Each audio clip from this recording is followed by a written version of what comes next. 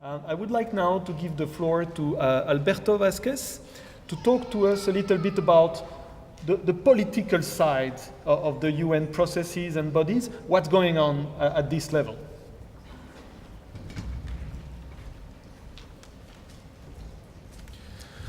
Thank you. First of all, just to thank INTAR, BAPU, Trust, IDA for the invitation to this meeting. I have been learning a lot in the last 2 days. And I think, as Alex mentioned, I think there is a lot of things going on at the UN level in terms of mental health, community development. But I think also that the narratives that are behind the different process going on in the UN system are not necessarily the same. And I'm just gonna give you a very brief glimpse of what are those processes that are happening there, and probably we will keep talking about this. But I think I would like to make a difference between what is happening at the political level and what is happening in the human rights agenda in the UN. And I think, of course, human rights are highly political, and we will discuss that when we talk about the Human Rights Council. But I think if we make this, fake difference between what is happening in New York and what is happening in Geneva, we will see that the narratives that are behind are not necessarily the same.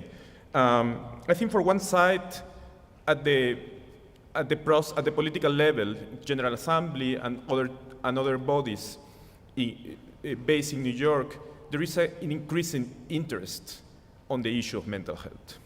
And I think you can find that at many levels. I think one of the best examples Alex mentioned is the Sustainable Development Goals. The Sustainable Development Goals, the Agenda 2030, is a very important process that is happening globally, and it's going to affect us all of us.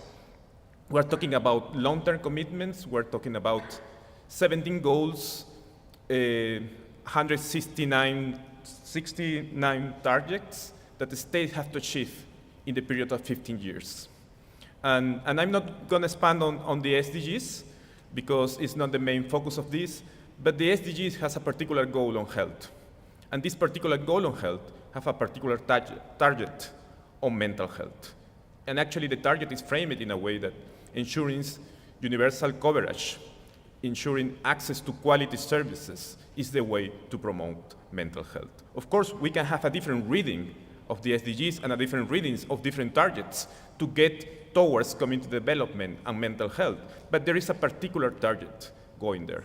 And I think this particular target is also raising interest of different states, and there is already a proposal to have a particular resolution from states at the General Assembly to push towards more visibility and more attention to the issue of mental health in the Sustainable Development Goals.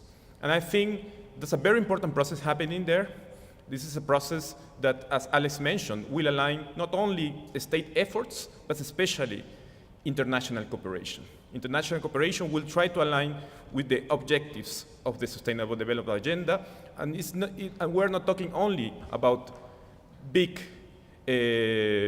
bilateral process or multilateral process. We're talking also about private donors. Private donors are trying also and making efforts to align their own agenda to the Sustainable Development Agenda. I think we have that particular process, and we can think in the SDGs as an opportunity, but also as a challenge in terms of how we frame in this narrative towards more mental health services. But I think at the other level, as Alex was mentioning, at Geneva, where most of the human rights-based bodies from the UN are, and I think we have a very particular one, Alex mentioning, which is the Human Rights Council, which is the political body that deals with human rights in the UN, is also having more and more attention to the issue of mental health. And I think we can have different opinions on how states or why states are bringing the issue of mental health to the Human Rights Council and the discussion in the Human Rights Council. But what is happening in practice is this is translated in action. For instance, the Human Rights Council passed recently a very important resolution on mental health and human rights. The resolution doesn't look the same as it was proposed, which was very based on a medical approach and a clinical approach to mental health, but the outcome puts a lot of pressure on the different agencies working at the UN, and particular request one of them, the Office of the High Commission of Human Rights, which is the human rights agency in the system, to put a report on what is the situation in mental health services of human rights. What's the situation of human rights and mental health services? And what are the challenges that persons with psychosocial disabilities and the general population face in accessing those services? And I think that's going to be a very important process. It's a process that is open. Actually, any of us can relate with that process, because probably it's going to be an open call for consultation and contributions with that office. But this is just one example of how the Human Rights Council is paying attention to this. And I think it's great that this particular process is framed in a human rights-based approach, but it's true too that this is because civil society got involved and achieved a resolution that actually is framing this discourse in terms of human rights. But again, from the human rights perspective and from the human rights framework of the United Nations, you have also different treaty bodies. And the treaty bodies are those bodies that just follow the implementation, that monitors the implementation of the different conventions that the states ratify. One of them is the Committee on the Rights of Persons with Disability, that follows the implementation of the Convention on the Rights of Persons with Disability, but you have other many treaty bodies. And it's quite interesting that in the last at least 5 years, there is an increasing struggle, I would say, in how these different treaty bodies are addressing mental health. And I think one of the key aspects of the discussion is how mental health services are impacting in human rights, for one side, and then how we reduce the use of coercion. And I think that has been a huge struggle. And it has been a huge struggle because, I think it depends in the treaty body. So you have the Human Rights the Human Rights Committee dealing with how a state should ensure the right to liberty of persons with psychosocial disabilities and other people related to mental health services.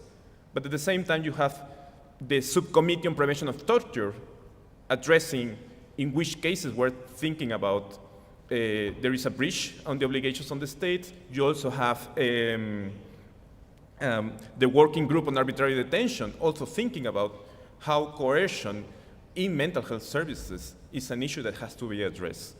And I think, and I tend to think more and more that though those different processes are not going at the same pace, at the same time they show a general concern on the issue of coercion in mental health services. And I think there is a huge quest for alternatives. Which is the alternative? I think that's the moment, that's why I was mentioning the word struggle, because I think at some point, most of the treaty bodies, and the most progressive for sure is the Committee on the Rights of Persons with Disability, but the other treaty bodies, they struggle with the issue. So if there is no coercion in mental health services, what's the alternative? And I think this meeting for me has been very enlightening, because it really helps to frame better those answers. But it's important also that you know that those questions have been raised at a different level, at the global level. So I was mentioning, you have this political process in New York, very linked with the Sustainable Development Agenda, but also linked with investment in services.